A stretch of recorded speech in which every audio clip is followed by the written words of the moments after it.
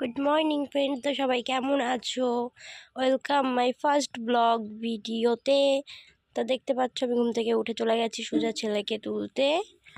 আমার ছেলেকে তুলে নিয়ে এবার ডাকছি ওকে ওকে তুলে নিয়ে আমি এখন যাচ্ছি ওর মুখ ধোয়াবো বা বাথরুম করবে।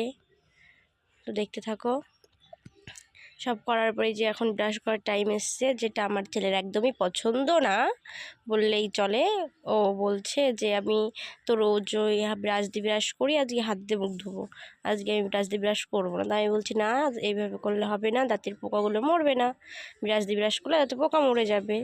ও দেখো কতটা পরিমাণে নকশামো করছে, একটু দেখো তোমরা সবাই। ও এত বিরক্ত হচ্ছে আজকে ব্রাশ করতে, বলার মতো না। ওকে আমি রোজ ব্রাশ করাই না, ওর বড় মাই করায়, তো উনি আজকে বাড়িতে নেই দেখেই আমি গেছি। দেখো দেখো আমাকে ভেঙাচ্ছে, আমাকে ও দেখাচ্ছে যে ওইভাবে ব্রাশ করবে, ওইভাবে করবে না। তারপর দেখো কি করে, আমার তো অনেকটাই বিরক্ত হয়ে যাচ্ছিলাম আমি। তারপর আমি ওর বাবাকে ডাকলাম, বললাম যে এদিকে আসো, আমি পারছি না ছেলেকে নিয়ে। ওর বাবা বলল আমিও পারবো না। তারপর ওর বাবা আসলো, এসে বললো যাও তুমি যাও, আমি ওকে মুখ ধোয়াচ্ছি বলে আমি ওকে রেখে চলে আসলাম সোজা রান্নাঘরে এসে বসিয়ে দিলাম চা। তারপর আর কি, আমরা সবাই এখন সকালে চা খাবো। সকালটা সেরকম না, 9টা বাজে। আমার ঘুম থেকে উঠতে প্রচণ্ডই লেট হয়ে গেছে, যেহেতু শরীরটা খারাপ। তো এক পাশে চা বসিয়ে দিলাম, আরেক পাশে দুধ বসিয়ে দিলাম।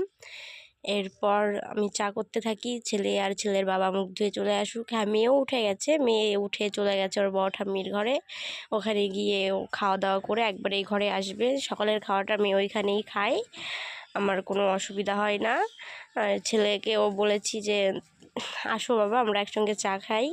তো ও মুখ টুক ধুয়ে এখানে আসবে, এসে চা খাবে। হয়তো তোমরা অনেকে বলতে পারো ছেলেকে কেন চা দেবো, অত ছোটো মানুষ। তো এটাও মাঝে মাঝেই খাই। প্রথমে ভাবলাম একটু লেকার চা করি, তারপর দেখলাম যে না, দুধ আছে তো দুধ চাই করি। ওই কারণে আবার চিনি দেওয়ার পরে দুধ ঢেলে দিলাম। এবার দেখতে থাকো, দুধটা ফুটছে। তারপর চা পাতা দিয়ে দিলাম, চা পাতা দিয়ে চা নামাতে নামাতে বড়মশাইকে বললাম যে চায়ের কাপগুলো একটু নামিয়ে দাও, আমি তো পাচ্ছি না। তারপর উনি এসে আমার চায়ের কাপগুলো নামিয়ে দিচ্ছে। আর বললাম হাতে তো অনেক ব্যথা, আমি জল নিয়ে আসতে পারবো না, তো কল থেকে একটু জল এনে দাও। পাশাপাশি একটা দাদা এসেছিলো আবার চা খেতে খেতে, তা ওনাকেও বললাম চা খাওয়ার কথা, উনি বললো না আমি খাচ্ছি, তোমরা খাও বলে দাদা চলে গেল। তারপর আমার বড়মশাই জল আনতে আনতে আমিও চাগুলো নামিয়ে নিলাম।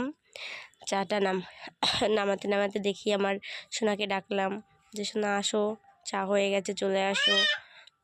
তারপর আমার সোনা পাখিও হয়তো চলে আসবে, এখনও আসেনি, কারণ দুষ্টুমি করতে ব্যস্ত। আজকে যেহেতু ওর পড়া নেই, এর ভিতরে দুধ দিতে চলে এসছে আমার। আমি দুধটা নিলাম, নিয়ে আবার দুধটা গ্যাসে বসিয়ে দিলাম। তারপর আমার বড়মশাই নিজের মতো চাটা নিয়ে চলে গেল, আর আমি ছেলেকে ডাকছি বাবু আয়, এসে চা খেয়ে যা। চা খেয়ে যা, নিজে ওইদিকে খাওয়া শুরু করলাম। আর তারপর দেখি যে আমার ছেলেটাও চলে এসছে।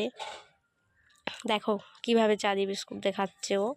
আমাকে দেখলে এটা করে, এটাতে আমার অনেক রাগ হয়ে যায়, ও জানে, তারপরেও করে। কারণ ও খুব বদ, খুব খুব তুলনা ছাড়া বদ। ওর মতো বদ ছেলে হয় না আরেকটা, অতটাই বদ ও। তারপরে ও খাওয়া শুরু করলো। এর মধ্যে আবার আমার মেয়েও চলে আসলো। আমি আবার আমার মেয়েকে বললাম অল্প একটু নিয়ে, আমি চাটা খেয়ে নিচ্ছি। তারপরে মেয়েকে নিলাম, নিয়ে পাশের একটা জায়গায় লেপ বানাচ্ছে, সেখানে গেলাম আমি আর আমার মেয়ে একটু দেখতে।